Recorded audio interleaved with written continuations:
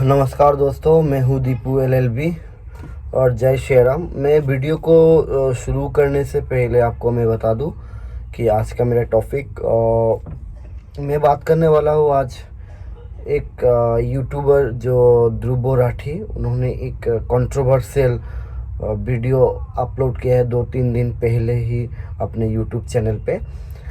तो उसी टॉपिक पे मैं बात करूँगा। पूरी वीडियो को आप एंड तक देखते रहिए और मैं उसकी जो वीडियो उसने जो डाला है यूट्यूब पे और उसको मैं पूरी तरह से डिस्क्राइब करूँगा और उसको हर एक बात को मैं पूरी तरह से अपनी तरीके से मैं रखने की कोशिश करूँगा मर्यादा के अंदर। लेकिन उन्होंने कुछ ऐसे बातें हैं जो बिल्कुल गलत है और बिल्कुल वो इंडियन एक्ट के ख़िलाफ़ है और वो पूरी तरह से एक इंडिविजुअल एजेंडे के तहत सिर्फ सब्सक्राइबर गेन करने के लिए, सिर्फ पैसा कमाने के लिए बहुत सारे ऐसे सरकारी एजेंसीज है और नेता है और बहुत सारे ऐसे चीज़ें हैं जिन पे उन्होंने बेबुनियाद एलिगेंस लगाया है, बेबुनियाद इल्ज़ाम लगाया है। तो उसी चीज़ को मैं आज एक एक वर्ड को उसका जो वीडियो है उसके मैं आपको समझाने की कोशिश करूंगा और पूरा वीडियो देखते रहिएगा और हो सके तो इसको शेयर कीजिएगा, क्योंकि ये सब जो वीडियोस बनाते हैं ये सिर्फ अपना सब्सक्राइबर और पैसा गेन करने के लिए किसी भी हद तक जा सकते हैं। पूरा वीडियो को थोड़ा लंबा होगा, प्लीज़ आप पूरा वीडियो को देखिएगा। सबसे पहले यहाँ से शुरू करेंगे। जा रहे हैं पिछले कुछ महीनों से, पिछले कुछ सालों से, वो सारे इंसिडेंट्स जो सिर्फ एक चीज की ओर इशारा करते हैं कि हमारा देश वन नेशन वन पार्टी की ओर आगे बढ़ रहा है। मीडिया से ऑपोजिशन की आवाज को पूरी तरीके से खत्म कर देना, एमएलएस की हॉर्स ट्रेडिंग, इलेक्टेड सरकारों से। तो मेरा यही सवाल है कि अगर ध्रुव राठी के हिसाब से जो मीडिया जो कर रही है वो गलत है, सिर्फ एक ही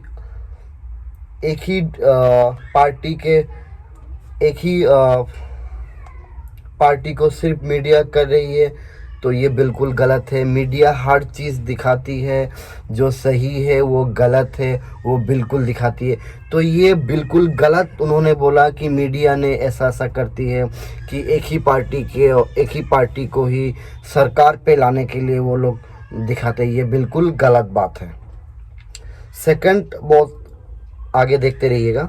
उसने मीडिया को बोला, उसके बाद पावर छीन लेना, नए कानून बनाकर इन्वेस्टिगेटिव एजेंसीज का वेपनाइजेशन, नए कानून बनाकर।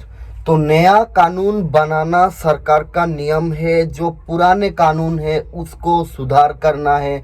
कुछ गलत हुआ तो ये सरकार का नियम है, हर कोई पार्टी करती है। आज ऐसा नहीं है कि जो सरकार फिलहाल का जो सरकार है यही कर रही है, पिछले 70-75 साल से यही होता रहा है। जब भी कोई सरकार आता है सरकार में तो वो लोग उस चीज़ को इम्प्रोवाइज करने की कोशिश करते हैं ताकि और भी बेटर हो।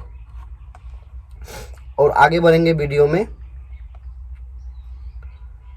ईडी सीबीआई का प्रेशर बनाकर ऑपोजिशन पॉलिटिशियंस को जेल भेज देना, स्टेट। तो ईडी और सीबीआई का नाम लिया और मैं ये बता दूं उसको कि ईडी और सीबीआई किसी के दबाव में नहीं आती है, बल्कि अपना काम पूरी निष्ठा और देश के हित में ही काम करती है। क्यों ऐसा लगता है कि ईडी सीबीआई किसी पॉलिटिकल पार्टी के दबाव में आके कोई भी काम करेगी? बिल्कुल ऐसा नहीं करती है, बिल्कुल भी नहीं। ये गलत बात है और इस पॉइंट को मैं आगे और नेक्स्ट पॉइंट को मैं आपको थोड़ा क्लियरिफाई करता हूँ। गवर्नमेंट्स की वर्किंग में इंटरफेयर करना, गवर्नर्स का इस्तेमाल करके उसने बोला गवर्नर्स का इस्तेमाल करना, गवर्नमेंट के पॉलिटिकल पार्टी का इंटरफेयर। तो पॉलिटिकल पार्टी सरकार ने चुन के बनाए हैं, उसे वो इंटरफेयर बिल्कुल कर सकते हैं और बिल्कुल करना चाहिए। जो गलत है उसको सही करना चाहिए। ये है हम लोगों का सिस्टम, और सिस्टम जो सरकार जो बनती है वो सरकार ही उसको इंटरफेयर कर। सरकार कौन होता है? जो हम लोग चुन के बनाते हैं सरकार, तो वो सरकार है, हम लोगों ने चुना है, तभी तो वो इंटरफेयर कर दी। ये गलत बात है। और यहाँ पे गवर्नर्स का नाम भी उन्होंने नाम लिया गया, लेकिन गवर्नर्स, ये मैं बता दूं कि गवर्नर जो होता है एक वो पॉलिटिकल से थोड़ा परे होता है, उसको अधिकार है ये सब में इंटरफेयर करना, और जो गवर्नर करता है वही सबसे मतलब श्रेष्ठ होता है। गवर्नमेंट से फंड्स को ही विथहोल्ड कर लेना, जनता से प्रोटेस्ट करने का अधिकार ही छीन लेना, और अगर कोई प्रोटेस्ट करे तो उनका टीयर गैस और रबर बुलेट से स्वागत करना। तो जनता से प्रोटेस्ट करना जो उन्होंने मुद्दा उठाया है, और टीयर गैस से, जब कोई शांतिपूर्ण तरीके से कोई भी प्रोटेस्ट करता है, किसी प्राइवेट प्रॉपर्टी का नुकसान ना करके, सिर्फ अपनी जो मांग है उसको नॉर्मल तरीके से रखता है, तभी सरकार इंटरफेरेंस नहीं करता। सरकार एक्चुअली वहाँ पे टीयर गैस इसलिए है क्योंकि उन लोग जो भी जहाँ पे भी ये प्रोटेस्ट हुए हैं, देखना आम जनता के प्रॉपर्टी के प्रॉपर्टी को डैमेज करने की कोशिश की जाती है। गाड़ियाँ जलाने की, दुकान लूटने की, स्ट्रीट लाइट तोड़ने की, रास्ता तोड़ने की, गवर्नमेंट ऑफिस तोड़ने की, गवर्नमेंट गाड़ियाँ, यहाँ तक कि जो पब्लिक काम पे जाते हैं उन लोगों को भी तकलीफ देने का। अगर आप प्रोटेस्ट करना है तो आप बिना आम पब्लिक को तकलीफ दे के अगर प्रोटेस्ट करते हो, तभी वही होता है ओरिजिनल प्रोटेस्ट। आजकल इंडिया में सब कर क्या रहे हैं? ग्रो कर रहे हैं। सॉरी ग्रो कर रहे हैं। भीड़ में इलेक्टोरल बॉन्ड्स का इस्तेमाल करना अपनी सारी फंडिंग छुपाने के लिए, और अगर कोई ऑपोजिशन का कैंडिडेट इलेक्शन जीत भी जाए तो सीधा सीधा इलेक्शन फ्रॉड करके खुद को जिता लेना। उन्होंने बताया कि इलेक्शन फ्रॉड करके इलेक्शन जिताना, उसके पास अगर सबूत है, अगर अपोजिशन को पास भी कोई सबूत होता है तो वो लोग केस करते हैं इस पार्टी के अगेंस्ट में कि उन्होंने फ्रॉड किया, तभी वो फ्रॉड अगर प्रूव होता है तभी जाके वो इलेक्शन होल्ड। इसको नहीं पता कि क्या होता है ये इलेक्शन, और हवा में ही ये बात कर रहे हैं। मैं प्रधानमंत्री मोदी से कहना चाहूंगा, थोड़ी मर्यादा रखिए।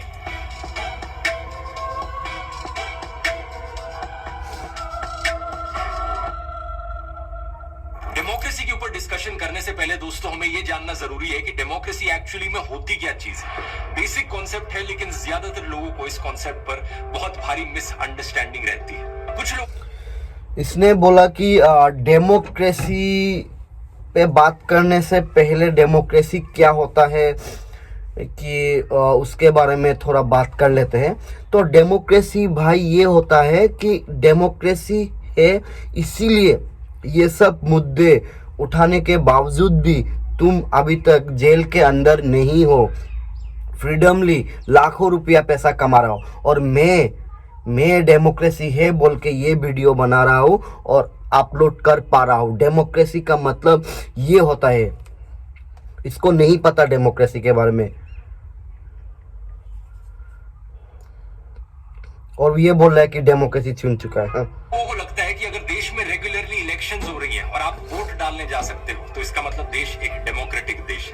लेकिन पता है क्या, इलेक्शंस तो नॉर्थ कोरिया में भी होती है। मजाक नहीं कर रहा, रेगुलर इलेक्शंस होती है, वही हमारे जनता जो चूज करती है वही सरकार होता है, वही डेमोक्रेसी। बिल्कुल सही बात बोला। पिछले 70-75 साल से ये सब हो रहा है। दूसरा सरकार था तब ये हो रहा, तब ये सवाल नहीं, तब भी ये मीडिया थी, आज भी है और कल भी रहेगी। और ये एग्जाम्पल दूसरे देशों का कर रहा है, जैसे कोरियन देश का कर रहा है। तो कोरियन देश का एग्जाम्पल अगर आप दे रहे हो तो मेरे पास भी कुछ ऐसे वीडियोस है जो दूसरे हम लोग के पड़ोसी देश का कुछ वीडियोस है। अगर वो सब में भी मैं आपको बोलूँगा तो आपके एक्सेप्ट करेंगे। तो चलिए वीडियो को आगे देखते हैं। नॉर्थ कोरिया में 100% वोटर टर्नआउट भी देखने को मिलता है उन इलेक्शंस। लेकिन बस फर्क ये है कि अगर आप सरकार के द्वारा चुने गए ऑफिशियल कैंडिडेट के लिए वोट नहीं डालोगे तो आपको एंटी नेशनल कंसिडर किया जाता है, आपकी जॉब छीन ली जा सकती है, आपका घर छीन लिया जा सकता है। और बात अगर यहाँ सिर्फ डेमोक्रेसी शब्द की है तो मुझे एक ऐसा बंदा बता दीजिए जो नॉर्थ कोरिया में रहता हो, अगर कोरियन कोई देख रहा हो ये वीडियो, लैंग्वेज ट्रांसलेशन करके। तो एक बंदा बता दो जो जिन्होंने अपने सरकार के खिलाफ वोट दिया हो, और मतलब पार्टी के खिलाफ वोट दिया हो और उनको छीन लिया गया हो, लेकिन आप देशद्रोही का काम करोगे तो आपको कभी नहीं बख्शा जाएगा। नॉर्थ कोरिया देश का जो ऑफिशियल नाम है, डेमोक्रेसी शब्द तो उसमें भी आता है। नॉर्थ कोरिया को DPRK करके पुकारा जाता है उनकी सरकार के द्वारा, democratic people's republic of Korea. लेकिन सच्चाई क्या है तो ये देश एक डिक्टेटरशिप ही। सिमिलरली रशिया को भी एक डिक्टेटरशिप कंसीडर किया जाता है, लेकिन इलेक्शंस तो वहां भी होती है। बस फर्क ये है कि जो भी कैंडिडेट पुतिन के खिलाफ खड़ा होता है वो किसी ना किसी कारण से कभी उसको डिस्क्वालीफाई कर दिया जाता है, कभी वो। बिल्कुल इसने गलत बोला कि किसी ना किसी कारण से नहीं, बिल्कुल आप देशद्रोही का काम करोगे तो आपको कभी नहीं बख्शा जाएगा। तो चलिए आगे बढ़ते हैं। अचानक से मार दिया जाता है। तो इससे एक बात साफ हो जानी चाहिए आपको कि सिर्फ इलेक्शंस होने का मतलब ये नहीं कि देश डेमोक्रेसी बन गया। इलेक्शंस फ्री और फेयर होनी चाहिए। फ्री मतलब जनता को आजादी है जिसके लिए, तो इलेक्शन फ्री और फेयर होने चाहिए। तो पिछले 70 और 75 साल से जो इलेक्शन हो रहे थे, इसका मतलब वो फ्री और फेयर नहीं था। तो जो सरकारें थी पिछले 2014 से पहले जो सरकारें थी, तो इसका मतलब वो फ्रीडम और फ्री और फेयर में इलेक्शन नहीं हो रहे थे, इसका कहने का मतलब है। चलिए आगे बढ़ते हैं। वोट डालना चाहे उसके लिए डाल सकते हैं। और फेयर का मतलब अलग अलग कैंडिडेट्स का, अलग अलग पॉलिटिकल पार्टीज के जीतने का एक फेयर चांस है। ऐसा नहीं कि किसी एक पार्टी के पास कुछ ज्यादा ही एडवांटेज हो। हाल ही में चंडीगढ़ म्यूनिसिपल कॉर्पोरेशन की मेयर इलेक्शंस हुई। इन इलेक्शंस में कांग्रेस और आम आदमी पार्टी ने एक अलायंस बनाई थी, जिनके कुल मिलाकर टोटल में 20 वोट बनते थे आउट ऑफ 35। पार्टी के वोट्स को देखकर ये बात क्लियर थी कि ये इलेक्शंस, ये अलायंस ही जीतेगी। लेकिन जब इलेक्शंस एक्चुअली में हुई, देखिए इसका कहने का मतलब है हाल ही में जो चंडीगढ़ में इलेक्शन हुआ है, वहाँ पर कुछ ऐसा इंसिडेंट हुआ जो जिससे अलायंस जीतने वाली थी। भाई तुम पहले कैसे बता सकते हो इलेक्शन से पहले कि यही पार्टी जीती? ये अनुमानिक, ये एक सर्वे होता है जिसके बेसिस पे वो अनुमान लगाते हैं कि ये हो सकता है, वो हो सकता है। वो बाद में अगर वो होता है तो ये एक प्रोटेक्शन होता है, प्रोटेक्ट होता है, मतलब एक गैस करते हैं लोग कि ये होने वाला है। तो पर ये कैसे ये बता रहा है कि होने वाला था लेकिन ये हो गया? ये पूरा गलत बता रहा है, पूरा गलत। पूरा आगे सुनिए, वीडियो को पूरा आगे सुनिए। वहां के प्रिजाइडिंग ऑफिसर ने क्या किया, ये बात कोई सीक्रेट नहीं है, आप इसकी सीसीटीवी फुटेज देख सकते हो। क्या किया इन्होंने? 8 कांग्रेस और एपी के वोट्स को इनवैलिड डिक्लेयर कर दिया। और ये सीधा सीधा इलेक्शन फ्रॉड जो हुआ यहाँ पर, इसे सीसीटीवी कैमरा में भी कैप्चर किया गया। इनफैक्ट ये खुद कैमरा की तरफ देखते हुए पकड़े गए। इनकी शक्ल देखो, मतलब जैसे कैमरा की ओर देख रहे हो ऐसा। तो चलो यहाँ पे तो चलिए यहाँ पे एक उन्होंने वर्ड का इस्तेमाल किया। यहाँ पे प्रिजाइडिंग ऑफिसर जो है उन्होंने कुछ बोर्ड्स को इसने रिजेक्ट कर दिया, ऐसा कर दिया।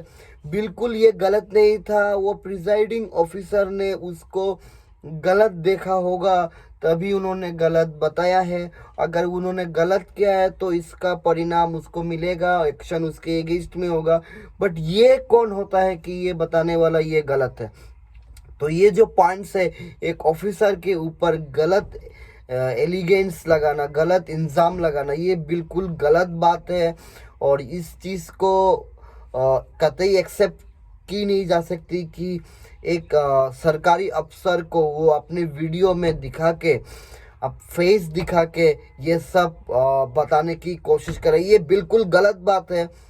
चलिए आगे देखते हैं। अगर आप समझदार है तो समझ गए होंगे। चलिए आगे देखते हैं। लग रहा है कि चोरी करते हुए पकड़े गए। और इलेक्शन का रिजल्ट क्या बताया गया कि बीजेपी इन इलेक्शन को जीत गई। इतना खुलेआम इलेक्शन फ्रॉड इससे पहले देश में शायद ही कभी हुआ है। चीफ जस्टिस ऑफ इंडिया ने खुद कहा कि ये सीधा सीधा मर्डर ऑफ डेमोक्रेसी है। हालांकि सुप्रीम कोर्ट ने यहाँ पर एक ऐतिहासिक फैसला देकर इस इलेक्शन को बचा लिया। लेकिन सवाल ये, अगर यहाँ एक सीसीटीवी कैमरा ना होता और बैलेट पेपर्स ना होते तो क्या ये चोरी पकड़ी जाती? ये सिर्फ एक उदाहरण है दोस्तों। इससे पहले चलिए इसने इस शब्द का इस्तेमाल किया कि ये डेमोक्रेसी के मर्डर।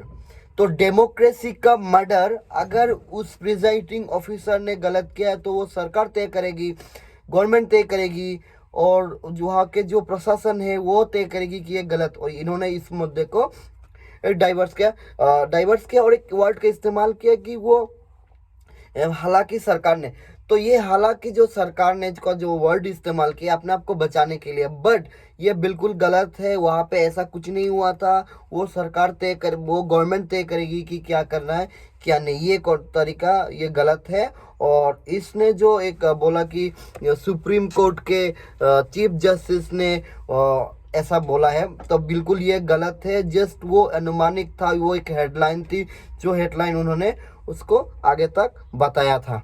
चलिए वीडियो को आगे बढ़ते हैं। इस खबर को देखो, 2021 की खबर। असम में एक बीजेपी कैंडिडेट की गाड़ी में एक ईवीएम मशीन पाई गई। इसके बाद इलेक्शन कमीशन को रीपोल ऑर्डर करना पड़ा इस जगह का।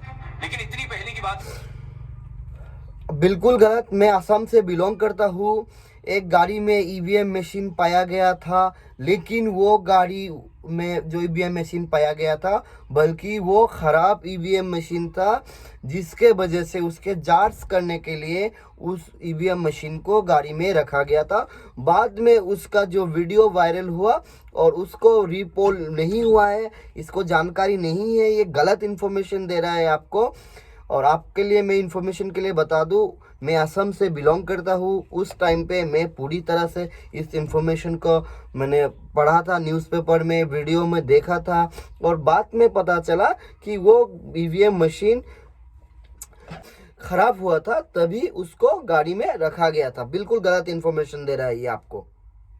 तरीके से किसी का नाम नहीं लेके पूरी तरह से ये सरकार को बदनाम करने की कोशिश कर रहा है, और वीडियो बनाने के चक्कर में ये भूल रहा है कि वो एक डेमोक्रेसी कंट्री में रहता है, तभी ये सब बातें बोल पा रहा है।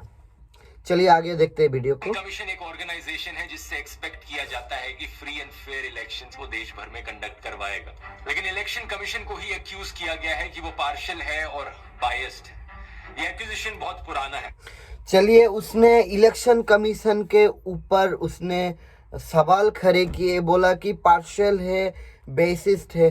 तो फिर पार्शियल और बेसिस्ट का मतलब ये होता है कि पार्शियलिटी। तो उसने बहुत सोच समझ के पार्शियल का वर्ड इस्तेमाल इसीलिए किया है कि पार्शियल मतलब 100% पार्शियलिटी नहीं है, और बेसिस मतलब कि वो उन्होंने सहायता की है। तो फिर ये चीज़ बिल्कुल गलत है। इलेक्शन कमीशन अपनी ड्यूटी और अपना डिसीजन बिल्कुल बिल्कुल बेखौफ करते हैं, बिल्कुल न्यूट्रल करते हैं। ये गलत बता रहा है इलेक्शन कमीशन के ऊपर। ये आपका इल्ज़ाम लगा रहा है, सरेआम पब्लिक में इल्ज़ाम लगा रहा है। ये बिल्कुल गलत कर रहा है। चलिए आगे देखते हैं। और एक सबसे पहले बीजेपी पॉलिटिशियन नरेंद्र मोदी ने ये आरोप लगाया था। सही सुना आपने, मई 2014 की इलेक्शन से पहले नरेंद्र मोदी ने इलेक्शन कमीशन पर यह आरोप लगाया था। हालांकि वो इसके बाद हुई इलेक्शंस को जीत गए थे, लेकिन पिछले 10 सालों में इलेक्शन कमीशन, इन्होंने बोला कि ये इल्ज़ाम जो इलेक्शन कमीशन के ऊपर नरेंद्र मोदी ने 2014 से पहले जब इलेक्शन हुआ था इन्होंने ही लगाया था। तो हालांकि बाद में 2014 में मोदी ने इलेक्शन जीता, लेकिन ये कितनी चालाकी से अपनी बात को कह गया, ये गौर करने वाली बात है कि यह नहीं बताया। उस आर्टिकल शायद इन्होंने कुछ लाइंस में दिखाया, लेकिन वहाँ पे नरेंद्र मोदी ने बोला था कि अगर ऐसा होता है तो ये बिल्कुल गलत है, ऐसा बोला था। ऐसा नहीं था, डायरेक्टली नहीं बोला था कि ऐसा हुआ है। बिल्कुल गलत बात बोल रहा है। चलिए वीडियो आगे बढ़ते हैं। पर इतने आरोप लगाए गए हैं कि प्रशांत किशोर ने तो खुद ही कह दिया कि इलेक्शन कमीशन बीजेपी की एक्सटेंशन है। उनका कहना है कि उन्होंने इतना पार्शियल और बायस्ड इलेक्शन कमीशन आज तक नहीं देखा। इस कमीशन ने हमेशा रूल्स को बेंड करने की कोशिश करी है। चलिए, यहाँ पे प्रशांत किशोर का जिक्र हुआ, जो एक कांग्रेस का एक लीडर हुआ करता है। तो वहाँ पे उन्होंने बोला कि इलेक्शन कमीशन इतना पार्शियल करती है, इतना प्रोटेल इलेक्शन कमीशन है, आज तक उन्होंने ऐसा नहीं देखा। बिल्कुल गलत बात है ये। उन्होंने अपनी पार्टी को सिर्फ अपनी पार्टी को हाईलाइट करने के लिए एक सरकार के अगेंस्ट में कुछ बोला है, ताकि वो जो हार हुई है उसको छुपाने के लिए ऐसा बोला है। कोई भी बोल सकता है, बिल्कुल बोल सकता है, आप भी बोल सकते हैं, मैं भी बोल सकता हूँ, क्योंकि राइट है। आप अगर कहीं इलेक्शन लड़ रहे हो, आप हार जाते हो, तो आपको कुछ संविधान के रूल्स के हिसाब से आप कुछ बोल सकते हो, बिल्कुल बोलने का राइट है। तो उस हिसाब से इन्होंने ये स्टेटमेंट दिया, बट इस स्टेटमेंट को इसने इस तरीके से प्रेजेंट कर रहे हैं जैसे कि यही महापुरुष है। अगर इसका हिस्ट्री निकालेंगे, प्रशांत किशोर का अगर हिस्ट्री निकालेंगे, तब आपको पता चलेगा कि ये कितने बड़े उस टाइप के हैं। हर कोई करता है, ये नॉर्मल सी बात है। चलिए वीडियो को आगे बढ़ते हैं। इस तरीके से स्केड्यूल बनाने की कोशिश करी है इलेक्शंस का कि फायदा हमेशा बीजेपी को पहुंचे। इलेक्शन कमीशन ने बड़ी क्लियर डायरेक्शंस दे रखी हैं कि इंडियन आर्मी का नाम कभी भी नहीं इस्तेमाल किया जा सकता पॉलिटिकल कैंपेन से। लेकिन प्रधानमंत्री मोदी ने 2019 की इलेक्शन से पहले बड़ी ही बेशर्मी से वोट्स मांगे मार्टियर्स के नाम पर, एयर स्ट्राइक्स के नाम पर। चलिए, उसने एक बात का जिक्र किया कि पॉलिटिकल पार्टियां इंडियन आर्मी का नाम लेके कभी प्रचार नहीं कर सकती, ऐसा कुछ का शब्द का इस्तेमाल किया।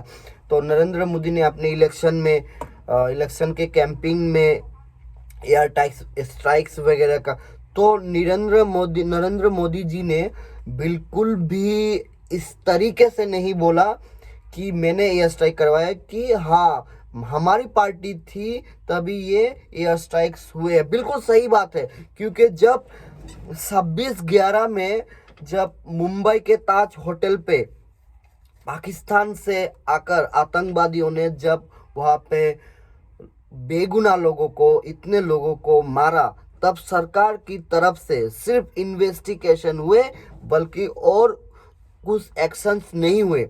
अगर ये सरकार होती तो कराची को उड़ा देता। तो गौर करने वाली बात है कि जो पॉइंट्स उस टाइम पे हुआ कि पाकिस्तानी लोगों की, वो इसने नहीं उठाया, बल्कि अभी जो सरकार अच्छा काम कर रही है उसको बुरा दिखाने की कोशिश कर रहा है हर छोटे से टॉपिक में। चलिए वीडियो को आगे बढ़ाते हैं। आदित्यनाथ तो इस हद तक पहुंच गए कि उन्होंने इंडियन आर्मी को मोदी जी की सेना बुला दिया। तो आदित्यनाथ जी के वो बारे में बात कर रहे हैं कि मोदी जी ने इंडियन आर्मी को मोदी की सेना बता दी। बिल्कुल है, बिल्कुल हमारे सेना है। यहाँ से बोलता हूँ, मैं भी बोलता हूँ, इंडियन आर्मी हमारे सेना है, हमारे आर्मी है, बिल्कुल है। अगर देश का प्रधानमंत्री मंच पे खड़े होके इंडियन आर्मी को अपना सेना है और योगी जी कह रहे हैं, तो बिल्कुल सही बोल रहे। क्यों नहीं बोलेंगे? क्या वो हमारे भाई बहन नहीं है? वो हमारे लिए नहीं कर। तुम जो अभी लाखों रुपया जो कमा रहे हो, सिर्फ यहाँ पे वीडियो बना रहे हो, सिर्फ और सिर्फ इंडियन आर्मी बॉर्डर्स पे खड़े हैं तभी ये वीडियो बना पा रहे हो, वरना तुम भी खाक हो जाते, याद रखना तुम। चलिए आगे बढ़ते। अब इस चीज को लेकर जब इलेक्शन कमीशन में कंप्लेन दर्ज करी गई, 21 दिन तक कोई एक्शन नहीं लिया गया और 21 दिन के बाद इलेक्शन कमीशन ने अपनी क्लीन चिट दे दी। रूल्स क्लियरली लिखे हैं, उन्हें वायलेट किया जा रहा है, लेकिन फिर भी क्लीन चिट। एकलौती क्लीन चिट नहीं है, प्रधानमंत्री मोदी को कम से कम 4 अलग अलग केसेस में ऐसी क्लीन चिट्स मिली है। अमित शाह ने राहुल, अगर ये आप क्लीन सीट के बारे में बात कर रहा है, तो मैं सीधा बता दूं, देश में कितना ऐसे केसेस है जो अभी तक रिजल्ट्स नहीं आए हैं, और बिल्कुल क्लीन शीट देके राहुल गांधी, सोनिया गांधी और उसका लालू प्रसाद यादव, जितने भी नेता है, चाहे कोई भी नेता हो, उसके खिलाफ जो चल रहा है, उसके बारे में एक भी शब्द उन्होंने यहाँ पे डिस्क्राइब नहीं किया। चलिए, ये होता है इसकी वीडियो के टाइप। चलिए वीडियो को आगे बढ़ते हैं। गांधी की कॉन्स्टिट्यूएंसी को पाकिस्तान से कंपेयर किया था। ये भी करना रूल्स के खिलाफ है, लेकिन इलेक्शन कमीशन ने इसमें भी क्लीन चिट दे दी। कुल मिलाकर बिल्कुल उसने सही बोला कि राहुल गांधी को पाकिस्तान के कॉन्स्टिट्यूशन से बिल्कुल वो देशद्रोही बात बोलेंगे तो ऑब्वियसली करें। मैं भी अगर देशद्रोही बात करूंगा तो मुझे भी ऐसा बोलेंगे, इसमें कौन सी बड़ी बात है। चलिए वीडियो में आगे बढ़ते हैं। बात ऐसे की आवाज को दबाकर आया हूँ, लोकतंत्र का गला घोट कर आया हूँ, लाओ जी लाओ मिठाई लाओ। और दूसरा एमएलए जो बिक गया है कुछ करोड़ पैसों के लिए, वो अपने घर में जाकर क्या कहता होगा, ये देखो मेरे बच्चों कितना सारा पैसा लाया हूँ, भारत माता के दामन पर आज हॉर्स ट्रेडिंग का दाग लगा कर आया हूँ, लो मिठाई खाओ। ऐसे नेताओं पर काफी गुस्सा आता है, लेकिन साथ ही दया भी कि ये कितने मिजरेबल हैं, कितने नीचे गिरे हुए हैं। अच्छा, पैसे का लालच दिखाना और हॉर्स ट्रेडिंग करना तो सिर्फ एक तरीका है, इससे नहीं माना कोई एमएलए तो दूसरा तरीका है इन्वेस्टिगेटिव एजेंसीज ईडी का इस्तेमाल करना, ईडी की वेपनाइजेशन। पिछले साल 14 पॉलिटिकल पार्टीज ने चले इसने ईडी का जिक्र किया तो मैं बता दूं, जो देश की जो सरकारी एजेंसी है ना, ईडी एकमात्र इन्वेस्टिगेशन डिपार्टमेंट है। ईडी बहुत अच्छा काम कर रही है अपना, और उसको कंटिन्यू रखना चाहिए। ये छोटे छोटे वीडियोस को लेकर ऐसा कुछ नहीं है, आप बेफिक्र काम करे हो। और ईडी सीबीआई अपना काम बहुत अच्छा तरीके से अपना काम पता है, तुम्हें बताने की ज़रूरत नहीं है। और ये जो बंदा है अपना वीडियो वायरल करने के चक्कर में एक सरकारी एजेंसी पर बेबुनियाद इल्ज़ाम लगा रहा है, इसके ऊपर केस होना चाहिए।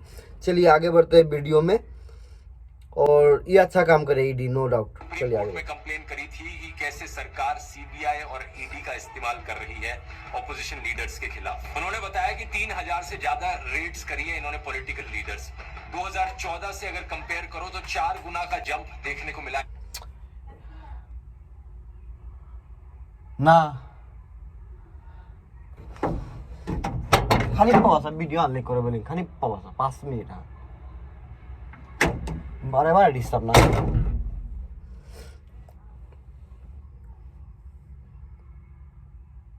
ईडी केसेस में जो पॉलिटिशियंस के खिलाफ चल रहे हैं, और 95% केसेस सिर्फ ऑपोजिशन पार्टीज के खिलाफ। ईडी ने जवाब बिल्कुल गलत। 95%, इसको परसेंटेज का कैलकुलेशन आता ही नहीं है। अगर ये आंकड़ा दिखा दे, आंकड़े के नीचे परसेंटेज बता दे, कैंडिडेट्स बताए, तभी मानेंगे। इसने जो परसेंटेज बताया बिल्कुल गलत है। ईडी ने जब से कोई भी केस हो जिसमें लगता है कि ये गलत है, हर चाहे वो मौजूदा सरकार हो, पिछले सरकार हो, या तो उसके आगे भी जो भी सरकारें रही हो और आगे भी जो भी आएंगे, उस पर वो लोग काम करेंगे, बिल्कुल काम करेंगे। ये गलत बता रहा है बिल्कुल। और यहाँ पे परसेंटेज की जो बात है, तो परसेंटेज अगर देखा जाए तो एक चीज़, एक मिनट में उसका पूरा डिटेल्स। 2014 में 4% जंप हुआ, तो भाई परसेंटेज 4% 2014 से 2024 तक तो 4% जंप नहीं तो लाजमी बात है यार। क्या बोल रहा है ये भी। रेट बड़ा हाई है, 96% चलो आगे देखते हैं। कन्विक्शन रेट है, क्योंकि चलो वीडियो को आगे देखते हैं। केसेस के ट्रायल्स कंप्लीट हो चुके हैं और 24 केसेस में कन्विक्शन देखने को मिला। लेकिन सच्चाई पता है क्या है? 2005 से लेकर आज तक टोटल में 5900 से ज्यादा केसेस रजिस्टर किए हैं ईडी ने। उसने बताया 2005 से अभी तक टोटल 2000 केसेस 3000 केसेस रजिस्टर्ड हुए हैं। चलिए आगे सुनते हैं। कन्विक्शन सिर्फ 24 केसेस में है, यानी कि सिर्फ 0.5% केसेस काम के निकले। जब भी किसी ऑपोजिशन पॉलिटिशियन पर करप्शन का आरोप, तो आपने सुना कि 2005 से 24 तक जो भी केसेस आए हैं उसमें सिर्फ 5% काम के निकले। तो सरकार जो करती है वो एक अनुमानिक होता है। जैसे कि मैं आपके ऊपर एलिगेंस लगा रहा हूँ, मैं आपके ऊपर इल्ज़ाम लगा रहा हूँ, ये भी सही है या गलत ये पता नहीं है। इन्वेस्टिगेशन होगा तभी पता चलेगा कि ये कितना कारगर है, ठीक है। तो जिस किसी बंदे के ऊपर शक होगा सरकार को, इन्वेस्टिगेशन एजेंसी को, तो इन्वेस्टिगेशन करेगी। अगर वो रिजल्ट नहीं निकलता है तो इसका मतलब वो इनोसेंट है। अगर रिजल्ट निकलता है तो वो इनोसेंट नहीं है, रिजल्ट नहीं निकला इनोसेंट नहीं है, तो सिंपल सी बात है। तो इसमें इतना वो करने की कौन सी बड़ी बात है। लगता है और वो बीजेपी ज्वाइन कर लेता है, अचानक से वो साफ हो जाता है, सारे केसेस उसके खिलाफ ड्रॉप कर दिए जाते हैं। किसी ने इसके ऊपर एक पोएम भी लिखी थी। वॉशिंग पाउडर मोदी, दूध और फरेबी सब छुप जाए, संगीन आरोप भी चुटकी में मिट जाए। हिमंता बिस्वा शर्मा जब वो कांग्रेस में थे तो यहाँ पे एक गाने का जिक्र किया कि एक गाना भी निकला था कि वॉशिंग पाउडर मोदी। तो खुद कांग्रेस सरकार ने ही बोला था कि चौकीदार चोर है। बाद में पता चला कि वही चौकीदार वाला डायलॉग्स इलेक्शन बीजेपी ने अपना मुद्दा बना के इलेक्शन जीत लिया। तो यही होने वाला है, ये यूज़ करने के बाद वो लोग जीतेंगे इलेक्शन, ठीक है ना। तो पॉजिटिवली रहिए। चलिए आगे बढ़ते हैं वीडियो में।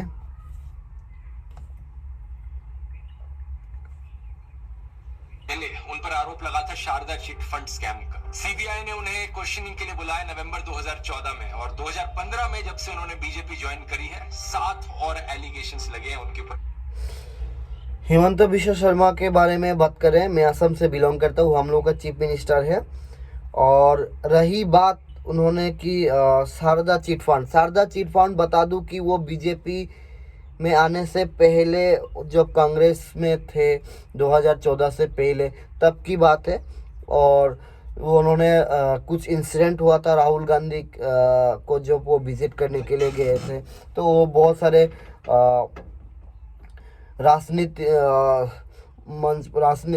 सार्वजनिक मंच पर उन्होंने ये बोला था, कई सारे न्यूज़ चैनल पर पब्लिक पर बोला था कि क्या इंसिडेंट हुआ था हिमंत बिश्वा शर्मा के साथ जब वो राहुल गांधी से मीट करने के लिए उसके घर गए हुए थे, पार्टी ऑफिस गए हुए थे। तब उसको उतना भाव नहीं दिया, बल्कि कुत्ते को ज़्यादा भाव दिया, बिस्किट्स खिलाया, उसी टेबल से खाया। तो ये एक इंसिडेंट हुआ था। तो उसी से नाराज़ होके शायद दूसरा कोर्स और बात भी हो सकता है, पर उसी वक्त के साथ उसी इंसिडेंट के बाद ही 2014 में हिमंत बिश्वा शर्मा बीजेपी में ज्वाइन किया था। तो उसी का ही बात है। चलिए वीडियो में आगे बढ़ते हैं। बिल्कुल हिमंत बिश्वा शर्मा बिल्कुल क्लीन शीट बंदा है, वो उसको पता नहीं है, वो वहीं पे बैठ के ये सब देख रहा है। असम में आप आके देखो कितना मस्त है। चलिए वीडियो को आगे बढ़ते हैं। करप्शन के एक आरोप है कि एक लैंड का स्कैम हुआ है, एक आरोप है कि वो सिल्क और मुगा इंडस्ट्री का सिंडिकेट चला रहे हैं। लेकिन जब से बीजेपी इन्होंने ज्वाइन करी कोई इन्वेस्टिगेशन नहीं हो रही इनके ऊपर। वैसे पॉलिटिशियंस की लिस्ट बहुत लंबी है जो बीजेपी वॉशिंग मशीन के अंदर घुस।